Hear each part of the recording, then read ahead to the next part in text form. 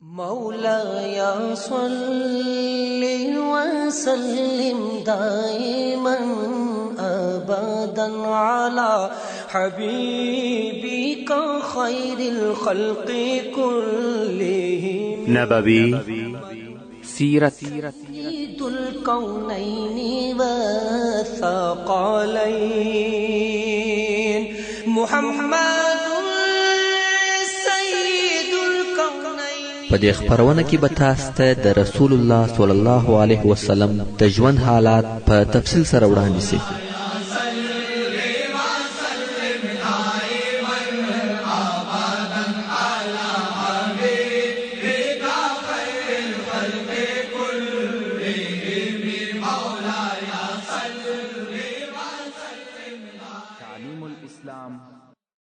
أعوذ بالله من الشيطان الرجيم. بسم الله الرحمن الرحيم. إن الحمد لله نحمده ونستعينه ونستغفره ونعوذ بالله من شرور أنفسنا وسيئات أعمالنا من يهده الله فلا مضل له ومن يضلل فلا هادي له وأشهد أن لا إله إلا الله وحده لا شريك له وأشهد أن محمدا عبده ورسوله.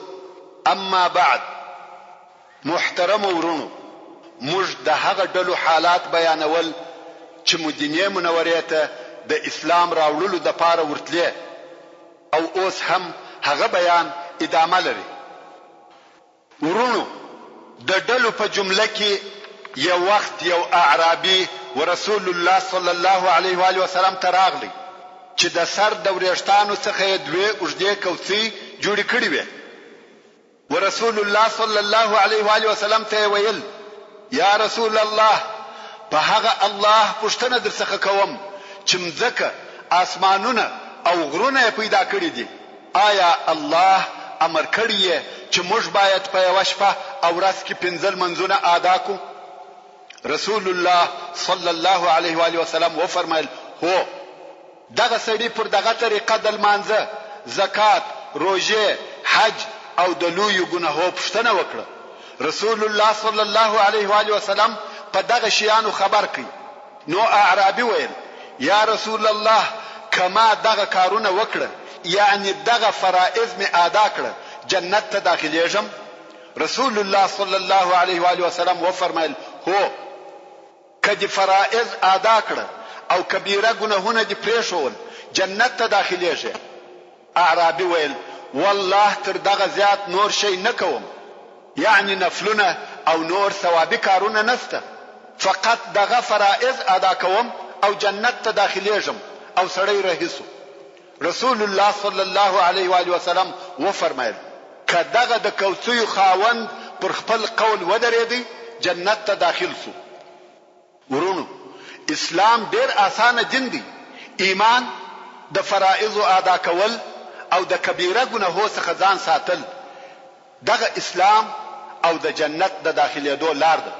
نور ټول عملونه نفل، ثوابونه او درجې دي.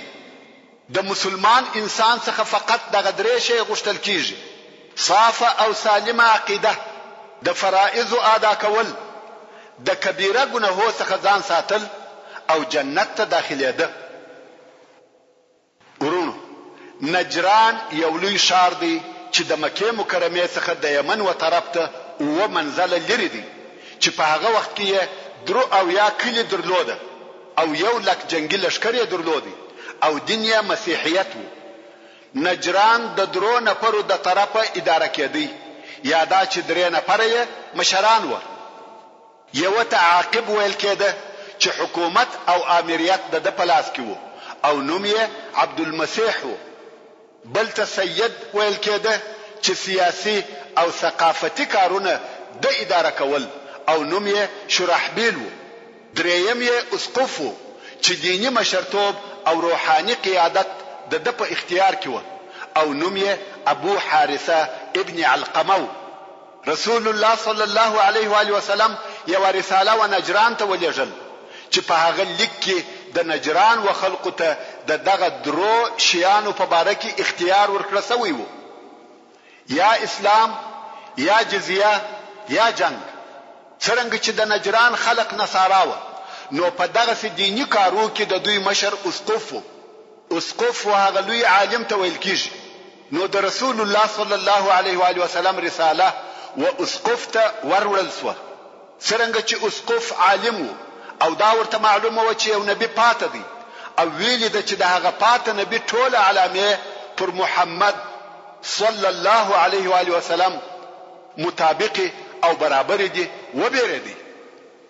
په دې باره کې د نور علماو سره مشوره وکړه، خو بل شي او بل خبره نکړه پیدا بیل دې څخه چې ټوله وایي هو محمد صلی الله علیه و آله وسلم نبی دی.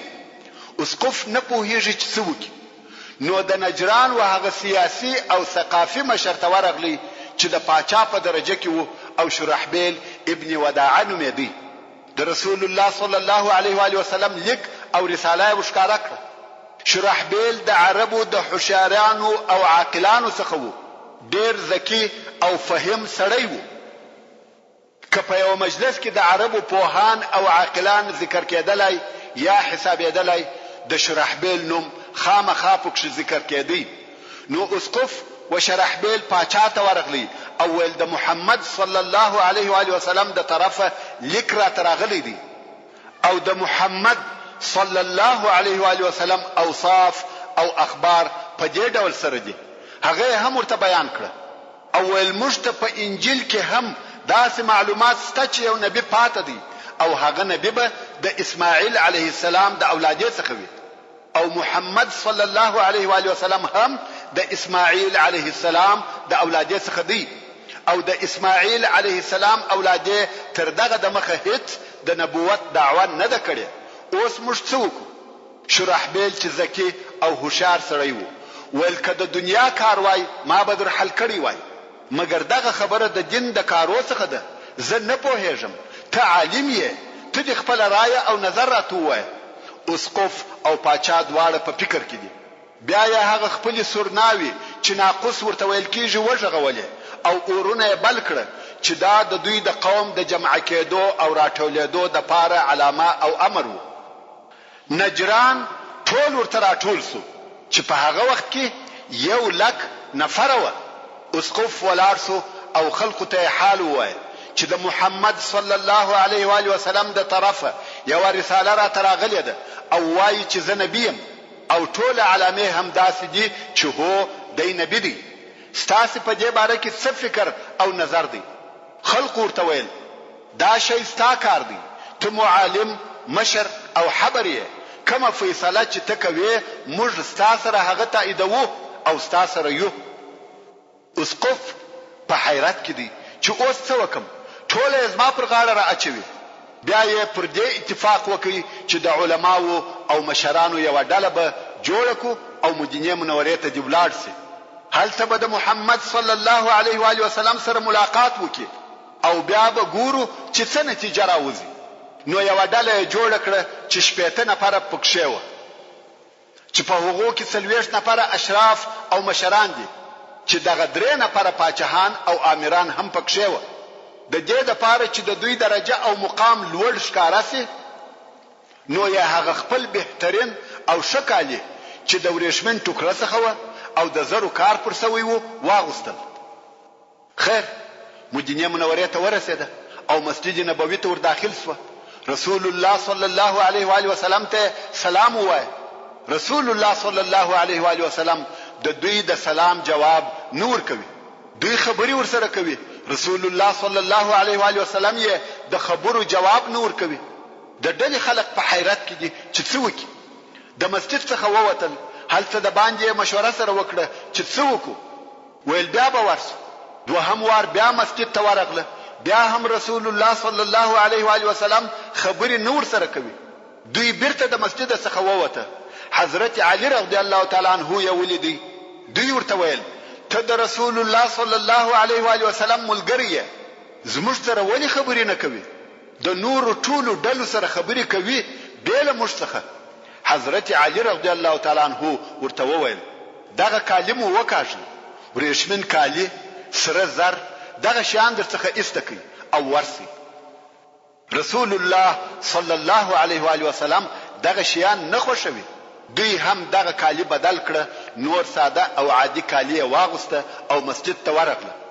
د رسول الله صلی الله علیه و آله وسلم سره یې خبرې وکړه او هغه علیه الصلاة والسلام هم خبرې ورسره وکړه. او رسول الله صلی الله علیه و آله وسلم و فرمایل کوم وخت چې دوی په هغه ورېښمینو کالو کې راغله، ابلیس ورسره ملګری و. په خپل ابلیس علیه اللعنات د دوی په ډله کې موجود و او ورسره راغلی و. مګر کم وخت چې دوی کالی بدل کړه، هغه نو ورسره راغلی.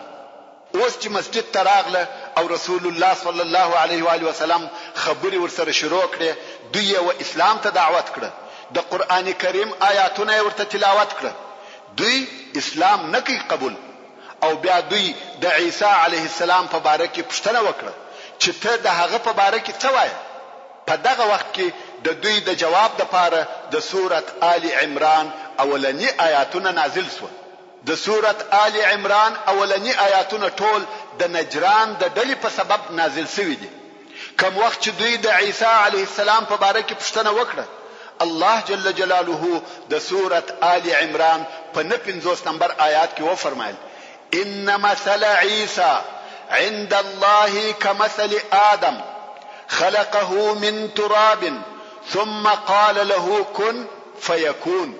یعنی بشک چې د عیسی علیه السلام مثال د الله جل جلاله په نيز د آدم علیه السلام په مثل دی چې الله جل جلاله د خاور څخه جوړ کړي او بیا یې دته وویل چې بشر او انسان سره او هغه هم بشر سره.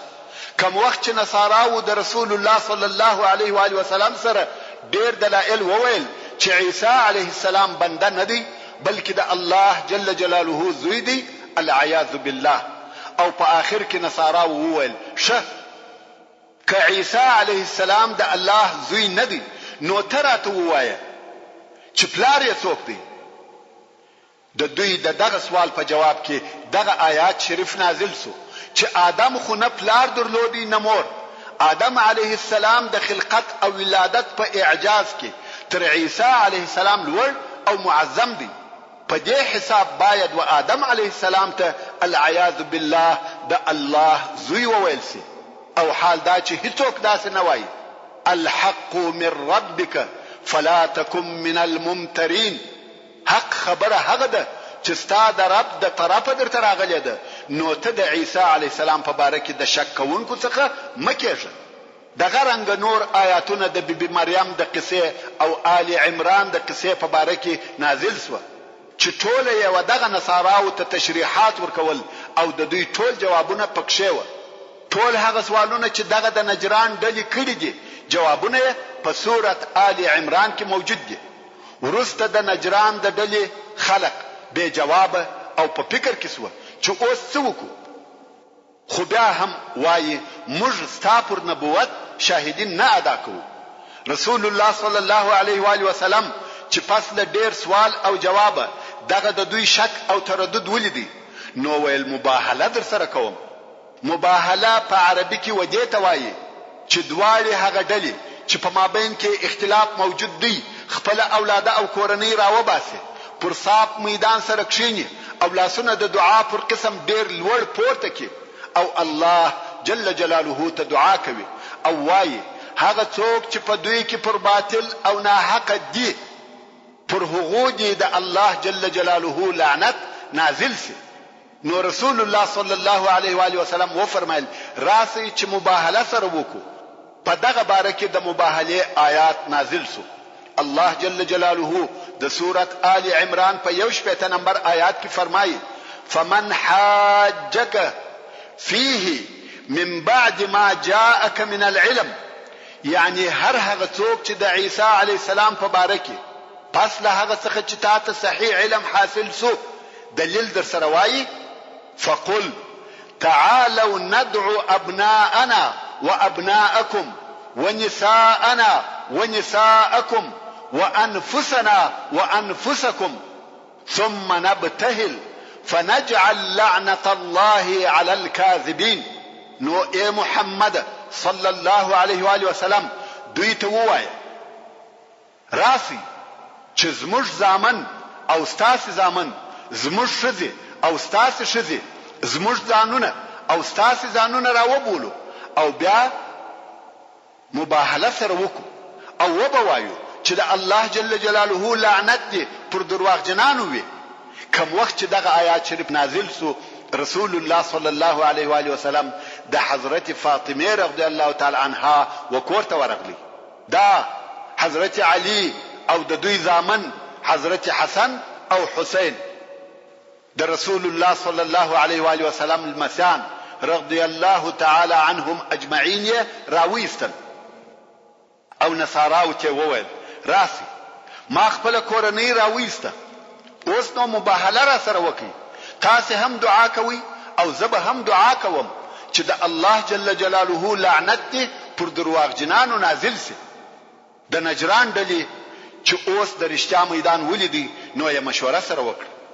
هغه عاقب او سید چې د نجران پاچاهان بلل کېده یو د بل سره وویل پام کوه چې دا کار ونه کې، که محمد صلی الله علیه و آله وسلم نبی وو او لعنت را باندې ووایه په والله نه به موږ خلاصو او نه زموږ راتلونکي نسلونه د مځکې پر مخ به زموږ نه ورېښته پاتې سي نه نوک، بلکې ټوله به هلاک سو.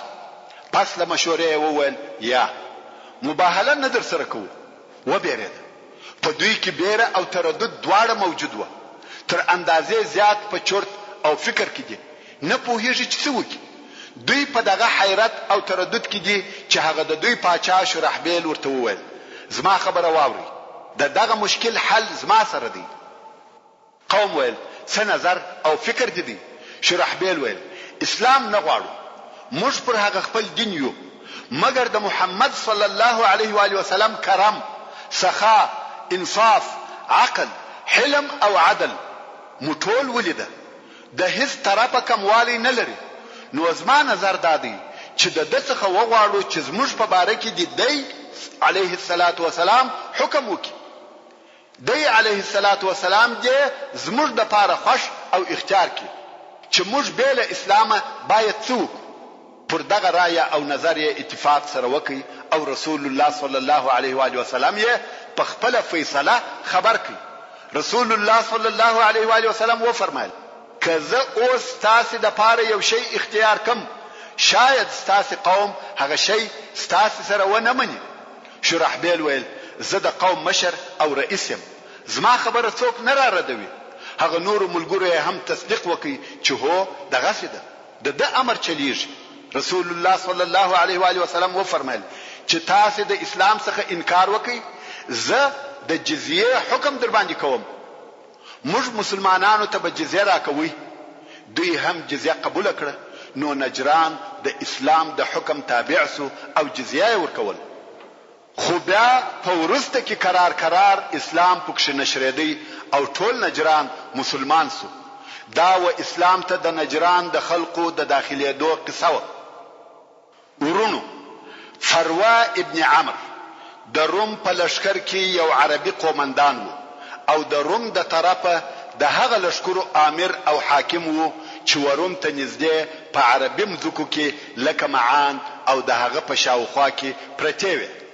پس له هغه څخه چې فروه د مؤته په جنگ کې د مسلمانانو شجاعت او صداقت، همت او مړانه ولیده، مسلمان سو. او بیا یې رسول الله صلی الله علیه و آله وسلم ته یو قاصد د دې لپاره ورولېږي چې د په اسلام یې خبر کړي. او رسول الله صلی الله علیه و آله وسلم ته یو غاتره په هدیه او سوغات کې هم ورولېږل. کوم وخت چې د روم حاکمان د فروه په اسلام خبر سو نو یې دی ونیوي او بندي کړي او بیا یې اختیار ودته پریښاوه چې یا به د اسلام څخه اوړي مرتد کېږي به یا دی وژني. خو فروه رضی الله تعالی عنہ مرګ تر ردت خوش کړي.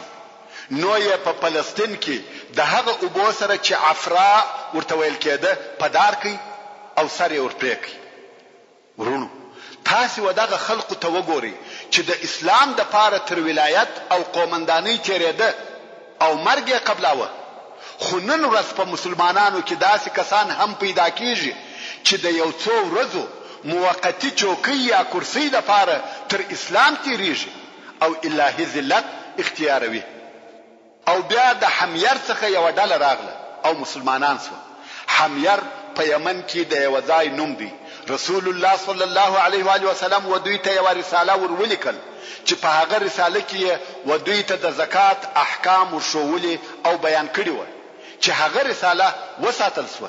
او دغه ساتل شوی رساله چې د رسول الله صلی الله علیه و آله وسلم د طرفه د زکات پر احکام مشتمله ده. د علماو د پاره د زکات په باره کې هغه اساسي مرجع او منبع ده. د هجرت د نهم کال په آخره کې د بنو بجیله یو ډله راغله چې مشر عبد الله ابن جرير البجلی رضی الله تعالی عنه. دغه عبد الله د رسول الله صلی الله علیه و آله وسلم د هغه لوړو او نږدې اصحاب کرامو څخه دی.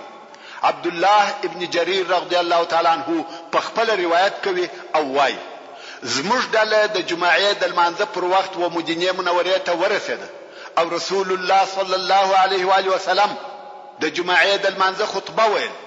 څرنګه چې زموږ نیت د مسلمانېدو اول مو غسل وکړي او بیا مسجد ته ور داخل سو. د مخه خطبه ویل کېده خو کوم وخت چې موږ مسجد ته ورننوتو رسول الله صلی الله علیه و آله وسلم ساکت وو او د مسجد ټول حاضر خلق و ما ته ګوري. زه چې د مسجد په دروازه ورننوتم ټول خلق مخان د دروازې و طرف ته را اړولې و او ما ته کتل. د مسجد و هر طرف ته چې تیرېږم بیا هم خلق ما ته ګوري. زه په تعجب کې سوم چې دغه ټول خلق ولی ما ته ګوري. خامخا یو شی سته. زه په مسجد کې ګرځم چې د ناستې د پاره ځای پیدا کم خو بیا هم ټول خلق ما ته ګوري. خیر ما د ناستې د پاره ځای پیدا کړ او کښېنستم خو خلق بیا هم ټول و ما ته ګوري. خطبه بنده ده. رسول الله صلی الله علیه و آله وسلم ساکت دی. زه ډېر په تعجب کې یم. نو مې هغه د څنګ یا بغل د سړي څخه پوښتنه وکړه چې آیا رسول الله صلی الله علیه و آله وسلم زما په باره کې یو څه ویلي دي؟ هغه ویل هو.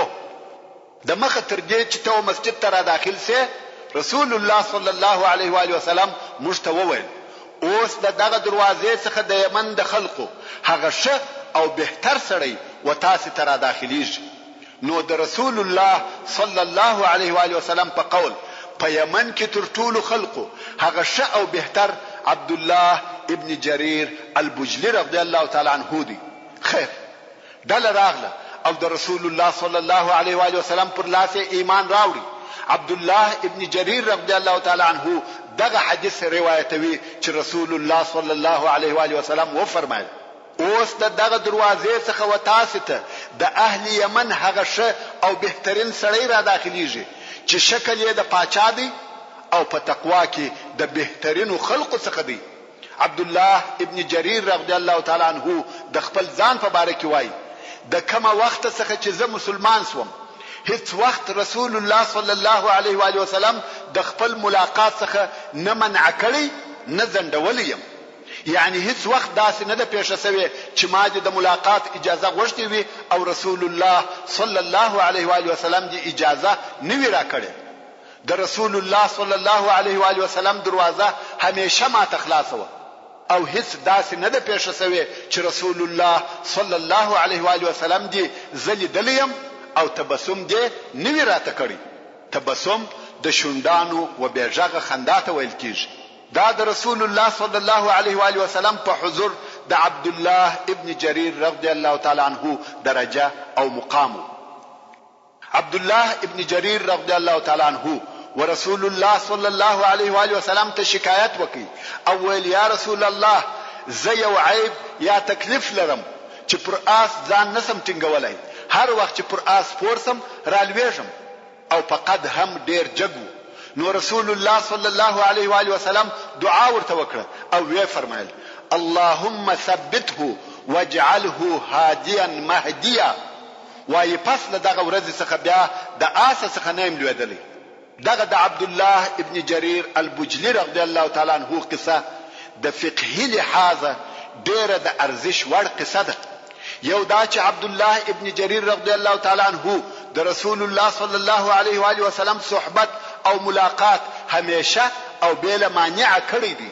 نور اصحاب کرامو کبه د ملاقات اجازه غوښته او رسول الله صلی الله علیه و آله وسلم به په یو کار مشغوله وو زندول به مگر عبد الله ابن جرير رضی الله تعالی عنه بیل زند او تاخيره د رسول الله صلی الله علیه و آله وسلم په ملاقات مشرفه کېدی نو دغه عبد الله د رسول الله صلی الله علیه و آله وسلم څخه ډېر احادیث را نقل کړي دي او دغه احادیث ارزش او قیمت په دې کې دي چې دغه احادیث د رسول الله صلی الله علیه و آله وسلم څخه په آخري وختو کې را نقل شوی دي ځکه د عبد الله ابن جرير رضی الله تعالی عنه ټول احادیث د هجرت د نهم کال څخه بیا د رسول الله صلی الله علیه و آله وسلم تر رحلته پورې دي نو بل هر حدیث چې د عبد الله ابن جرير رضی الله تعالی عنه د احادیث سره مقابل او معارض سي هغه مقابل حدیث په منسوخه کیږي ځکه عبد الله ابن جرير رضی الله تعالی عنه په اسلام کې ورسته دي او په ورستنی حدیث سره د مخنی حدیث منسوخه کیږي دا د عبد الله ابن جرير رضی الله تعالی عنه د اسلام قصه د هجرت د نهم کال په آخري وختو کې رسول الله صلی الله علیه و آله وسلم خالد ابن ولید رضی الله تعالی عنه د یوې ډلې په ملګرتیا و بني الحارث ابن کعب ته ورولېږي کوم وخت چې د مسلمانانو لشکر ورورسېدی دغه قبیله تسلیم او مسلمانان سو او بیا یو ډله ورسول الله صلی الله علیه و آله وسلم ته د بیعت لپاره راغله رسول الله صلی الله علیه و آله وسلم ودغه ډلې ته د نور مسلمانانو په حضور ډیر شدید خبري وکړه او دغه ملاقات خبري هم شاوخوا په خلقو او قبیلو کې نشر شوه په دغه خبرو کې رسول الله صلی الله علیه و آله وسلم و بني الحارث ته عتاب او سرزنش ورکړي او وی فرمایل ترڅو چې لشکر در نسی تاسو نه مسلمانېږئ دوی چپو رسول الله صلی الله علیه و آله وسلم بیا و فرمایل ترڅو چې لشکر در نسی تاسو نه مسلمانېږئ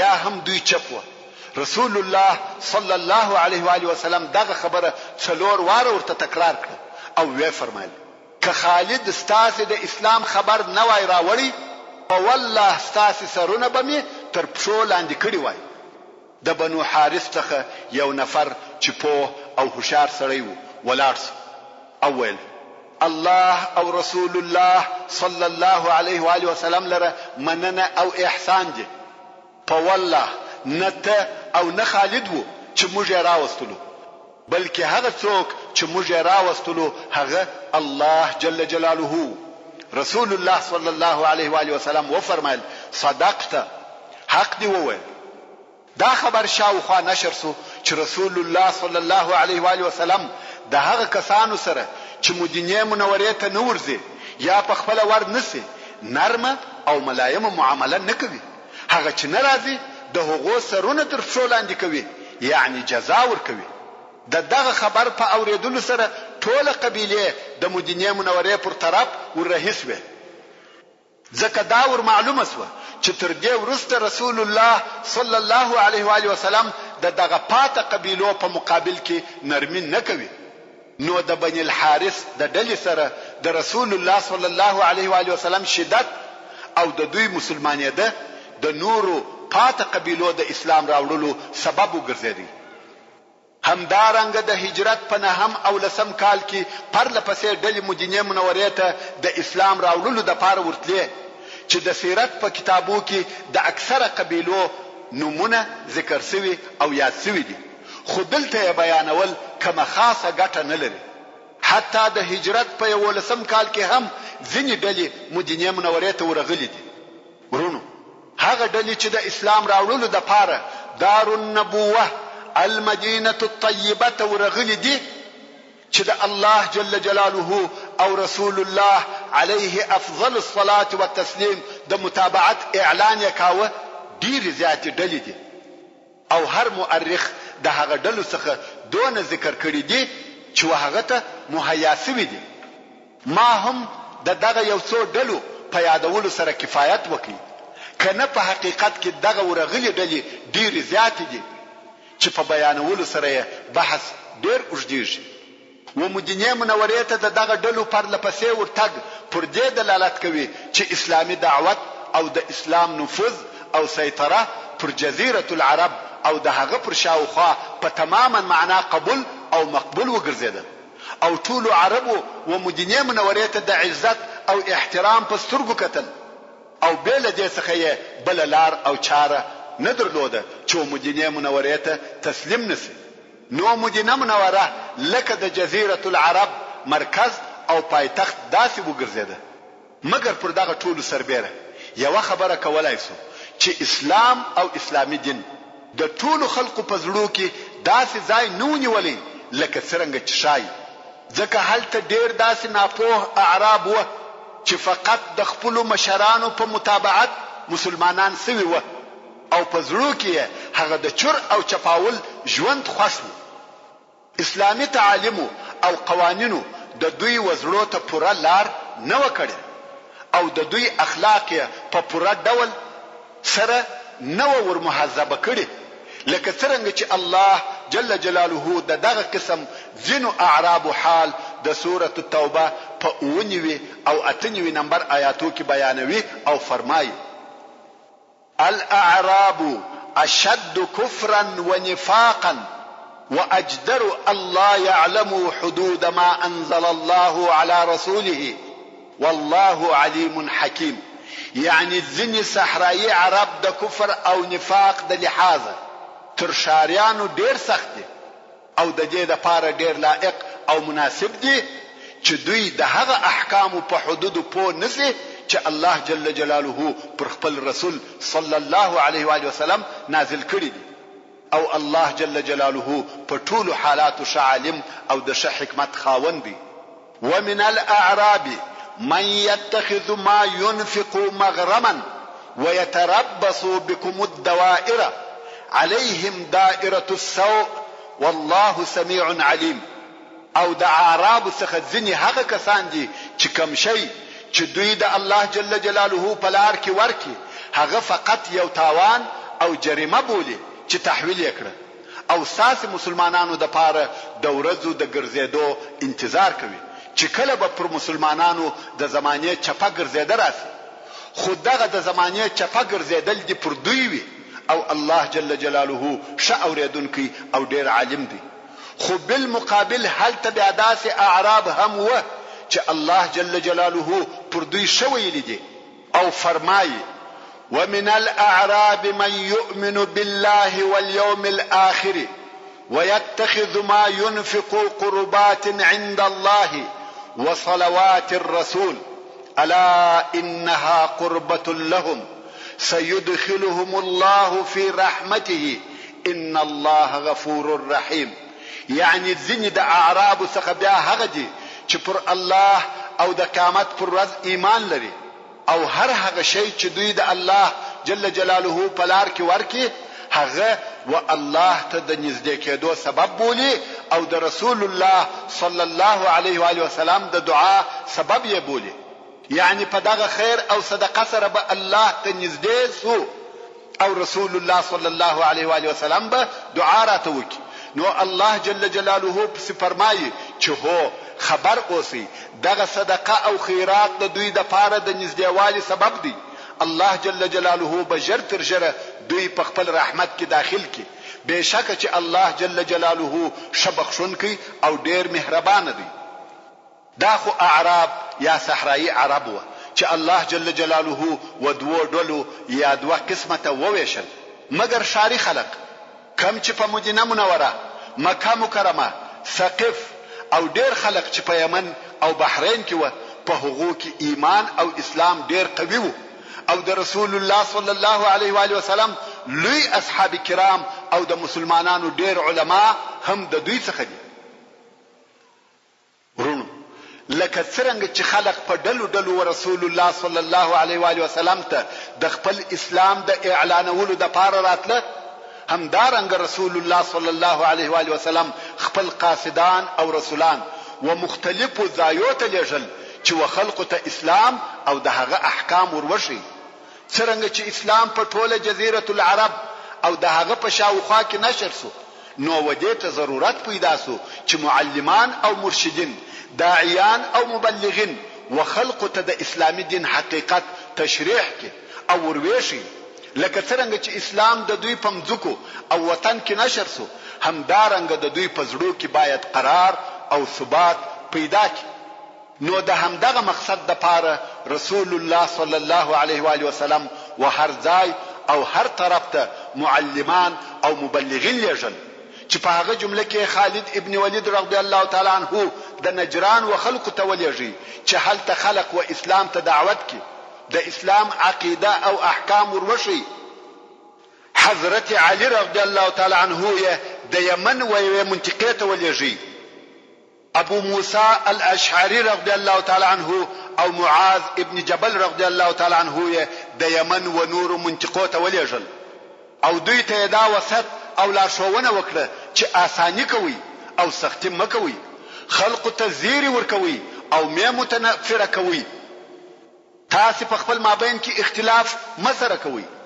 معاذ رضی الله تعالی عنه ته و فرمایل ته به وداسې قوم ته ورسې چې هغه اهلی کتاب دي، نو کم وخت چې ورغلی اول یې ودې ته دعوت ک چې د لا اله الا الله وان محمدا رسول الله شاهدی ادا کې په دغه کار کې ستا اطاعت وکړي، دغه در سره ومنل.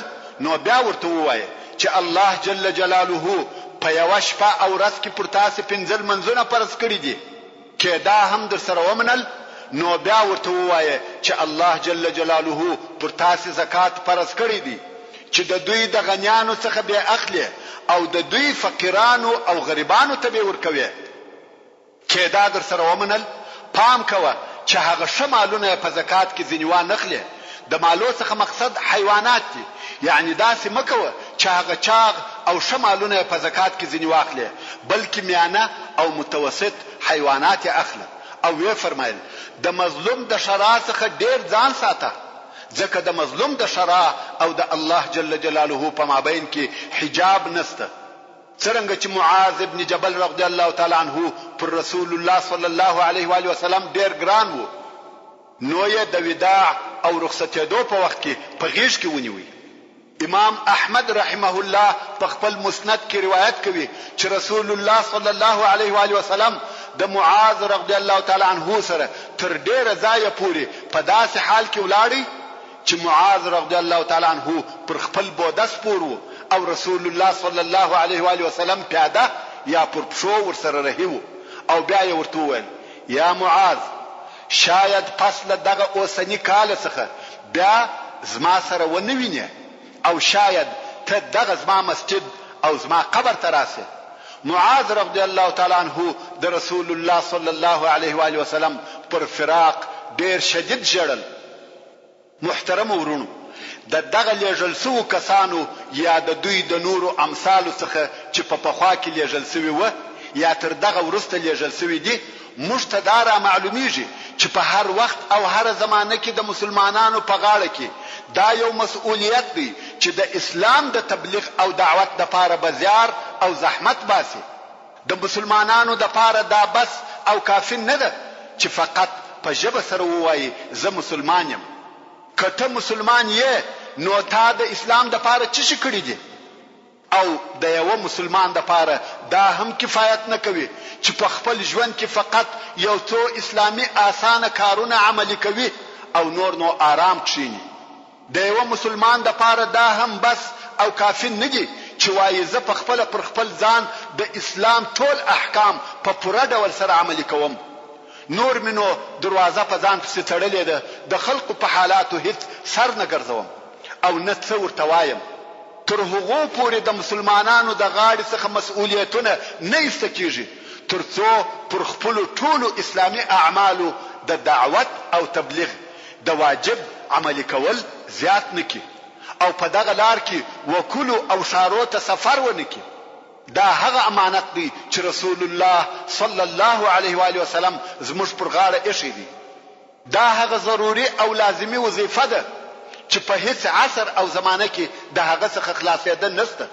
د څلورو مذهبو امامانو او نورو علماو پر دې اتفاق کړی دی چې په کوم شار کې چې ته اوسېږې هلته او تر هغه شار د باندې د دعوت د حق ادا کول پر ټول مسلمانانو فرض کفایي دي. هر هغه شار چې د تبلیغ او دعوت لپاره دغسې یوه ډله ونه لري چې د اسلام احکام بیان کړي او هغه وسوسې او شبهې چې د خلقو په فکرو کې ورګرځي په اسلامي او ایمانی دلایلو ورپاکې نه کړي، د هغه ښار ټول خلق ګناهکاره دي. حتی د عام علماو او فقهاو صحیح قول هم دا دی چې دغه د تبلیغ او دعوت وظیفه یوازې د نورو پر غاړه نه ده، بلکې په دغه کار کې د نر او ښځې د حر او مرئي مسؤلیت یو شی او برابر دی. هر یو به د خپل طاقت او امکاناتو سره برابر د اسلام په نشرولو کې حصه اخلي، او بل د رسول الله صلی الله علیه و آله وسلم هغه وصیت او نصیحت چې معاذ ابن جبل رضی الله تعالی عنه او ابو موسی الاشعری رضی الله تعالی عنه ته وکي، موږ ته هغه آداب راشي چې یو مبلغ او دعوت کوونکی باید د تبلیغ او تعلیم په وخت کې په هغه آداب سره شایسته وي. یو دا چې د آسانتیا طرف یې د شدت او سختی تر طرف زیات او ډیر وي، او بل یې ډیر اعتماد پر تبشیر وي نه پر تنفر، یعنی وخلق ته د امید طرف ډیر بیانوي نه د نا امیدي، چې د هغه د پاره رسول الله صلی الله علیه و آله وسلم ژوندۍ تطبیقي مثال ورته بیان کړي او وی فرمایي چې اول خلق و شهادتین تراو بوله چې هغه قبول کړه، بیا یې د لمانځه و ادا کولو تراو بوله، چې هغه قبول کړه، بیا یې د زکات و ورکولو تراو بوله. دغه په قراره او تدریج سره، مگر هو د تیسیر او آسانی معنا دا نه ده چې تر شرعي حدودو تیری او تجاوز وسی، و شرعي احکام ته د آسانی په نامه سره تغییر ورکول سي، او یا یو ګناه که څه هم کوچنی وي قبول سي. دا تیسیر نه بلکې تغییر دی. محترم ورونو، د خیر البشر سرور کائنات محمد مصطفی صلی الله علیه و آله وسلم د ژوندانه په ترسوي بیان کې موږ ولیده چې اسلام څنګه نشر او پر جزیره العرب څنګه ظاهره او غالبه سو، او ټول خلق په اسلام کې داخل سو. هر هغه څوک چې اسلام ته نه دی داخل سوی هغه مسلمانانو ته جزیه ورکوي، لکه د نجران نصارا، د تیما او وادي القرا يهود او ځینې داسې نور. مگر نور عرب یا اسلام ته داخل سو یا په بیره کې و، ځکه اوس هغه په داسې حال کې و چې نه قدرت درلودي نه طاقت. مگر بالمقابل اسلام په ټوله جزیره العرب کې نشر او مسلط سو، د اسلام مرکز قوي او طاقتور سو. موږ ته د هغه رسالو او خطو په واسطه دا هم را معلومه سو او ومولیده چې رسول الله صلی الله علیه و آله وسلم یو بل لوی هدف او مقصد هم ښکارا کړ، چې دغه دین یوازې د عربو د پاره نه دی، بلکې رسول الله صلی الله علیه و آله وسلم د ټول عالم د پاره بشیر او نذیر او رحمت للعالمین را لېږل شوی دی، چې دغه مقصد د ښکارا کولو د پاره تر روم او فارس، مصر او حبشه پورې لیکونه او رساله ولېږل. حتی د تبوک په غزا کې هم رسول الله صلی الله علیه و آله وسلم و ټول عالم ته دا وښکارا کړ چې زما رسالت او دغه دین د ټول بشر د پاره دی. او موږ ولیده چې هرقل د روم پاچا هم د بیر په سبب د رسول الله صلی الله علیه و آله وسلم د مقابله او جنگ څخه ځان وساتي، ځکه هرقل پوسو چې محمد صلی الله علیه و آله وسلم هغه راتلونکی نبی دی. او په تیر بیان کې مو په مختلفو حالاتو او جنگو کې د رسول الله صلی الله علیه و آله وسلم خوونه او اخلاق ولیده. د رسول الله صلی الله علیه و آله وسلم صبر او جهاد، ایمان او توکل، ثبات او شجاعت مولیده. کم وخت چې بلشکر ماته وخوړه او خلق به پټېشته سو، خو د رسول الله صلی الله علیه و آله وسلم پټنګ او ثابت درېدلو سره به هغه شکست په نصر او کامیابی بدل سو. د رسول الله صلی الله علیه و آله وسلم عزم او ثبات، شجاعت او دلاوري، حکمت او پوهی په هغه اندازه کې و چې مثل یې وجود نه درلودي. دا مهم ولیده چې د هجرت په نهم کال کې رسول الله صلی الله علیه و آله وسلم ابو بکر صدیق رضی الله تعالی عنه د حج امیر ولېږي او خلق ته د الله جل جلاله هغه احکام ورسول چې په سورة التوبه کې نازل شوی و، چې د هغو په جمله کې د مشرکانو څخه براءت او جلا کېده، او دا امر وو چې پس له دغه نهم کال څخه د هجرت په بیا مشرکان د بیت الله الحرام حج نه کوي، او بیت الله الحرام ته د کافرانو ورتګ منع او حرام دی، او په جزیره العرب کې به داسې مشرک نه پاتې کیږي چې عقد او عهد نه لري، کنه هغه کسان پس له 4 میاشتو وژل کیږي، بیا نو هغو لره امان نسته. اسلام په داسې اندازه سره نشر او قوي سو چې په ټوله جزیره العرب کې یوازنی او منل سوی قدرت او طاقت اسلام. دا ټوله کارونه د الله جل جلاله په نصرت او اراده او بیا د رسول الله صلی الله علیه و آله وسلم په عزم او ثبات سره وسو. رسول الله صلی الله علیه و آله وسلم خپل رسالت تبلیغ کی، امانت یې ورساوه، خپل امت ته نصیحت وکي، د الله جل جلاله په لار کې حق جهاد وکي. پس له هغه څخه چې په جزیره العرب کې اسلام ثابت او قائم سو، نور نو د الهي دین غالب کول او فتوحات د رسول الله صلی الله علیه و آله وسلم د اتباعو وظیفه وګرځیده. هغه چې پر د علیه الصلاۃ والسلام و هغه یې په ښه ډول سره ادا کړ. په دغه وختو کې سورة النصر نازل سو. محترم ورونو، زموږ د بحث پاتې حسابه ان شاء الله تعالی پراتونکي کې واوري. سبحان ربك رب العزة عما يصفون وسلام على المرسلين والحمد لله رب العالمين. صرخت وقالت استروني د اندېښنو په ګردابونو کې ارجوكم لا تفضحوني. تعلیم الاسلام رادیو بدل محمد آخر زمان يما د هلو او خوښیو څرک يعلمنا يقرينا ينورنا للقرآن سبحه الله والوحش مجده. تعلیم الاسلام رادیو الله يا الله